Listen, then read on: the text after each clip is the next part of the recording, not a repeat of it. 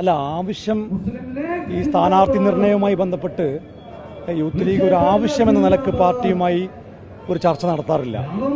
അതേസമയത്ത് ഓരോ സമയത്തും അത് തദ്ദേശ സ്വയംഭരണ സ്ഥാപനങ്ങളുടെ തെരഞ്ഞെടുപ്പാണെങ്കിലും ഈ പറഞ്ഞ പോലെ ലോക്സഭ രാജ്യസഭ തെരഞ്ഞെടുപ്പാണെങ്കിലും ഒക്കെ സ്ഥാനാർത്ഥി നിർണയ ചർച്ചകൾ ഉണ്ടാകുമ്പോൾ ആ ചർച്ചകളിൽ ഞങ്ങളുടെ അഭിപ്രായങ്ങൾ പങ്കുവെക്കാറുണ്ട്.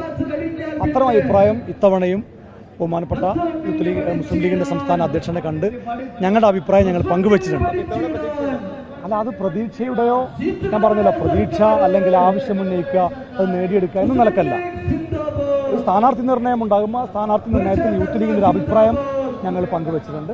ആ അഭിപ്രായം കൂടി പരിഗണിച്ചുകൊണ്ടായിരിക്കും പാർട്ടി തീരുമാനമെടുക്കുക എന്ന കാര്യം ബഹുമാനപ്പെട്ട തങ്ങൾ തന്നെ പറഞ്ഞിട്ടുണ്ട്. അത് തീർച്ചയായിട്ടും പിന്നെ എല്ലാ കാലത്തും പാർട്ടി സ്വീകരിക്കുന്ന ഒരു സമീപനമാണ്. അത് തന്നെയാണ് ഇത്തവണയും തങ്ങളുടെ പ്രസ്താവനയിലൂടെ കാണാനും കഴിഞ്ഞിട്ടുള്ളത്. പുതിയൊരു ആവശ്യം എന്ന നിലക്ക് ഞങ്ങൾ ഉന്നയിച്ചിട്ടില്ല. നേരത്തെ ഇതുമായി ബന്ധപ്പെട്ട ഒരു ചർച്ച, ലോക്സഭാ തെരഞ്ഞെടുപ്പുമായി ബന്ധപ്പെട്ട ഒരു ചർച്ച നടത്തിയ സമയത്ത് ഞങ്ങൾ ആ ചർച്ചയിൽ പങ്കെടുത്ത് ഞങ്ങളുടെ അഭിപ്രായങ്ങൾ പങ്കുവച്ചിരുന്നതാണ്.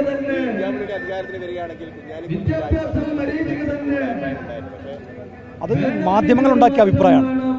കാരണം ചില മാധ്യമങ്ങൾ കുഞ്ഞാലിക്കുട്ടി സാഹിബിന് അങ്ങനെ താല്പര്യമുണ്ട് എന്ന് വരെ വാർത്ത കൊടുത്തു.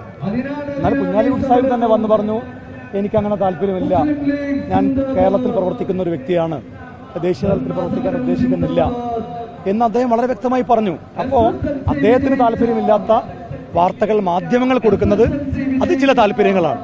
ആ നിക്ഷിപ്ത താല്പര്യം എല്ലാവർക്കും ബോധ്യമായിട്ടുണ്ട് എന്നാണ് ഞാൻ മനസ്സിലാക്കുന്നത്.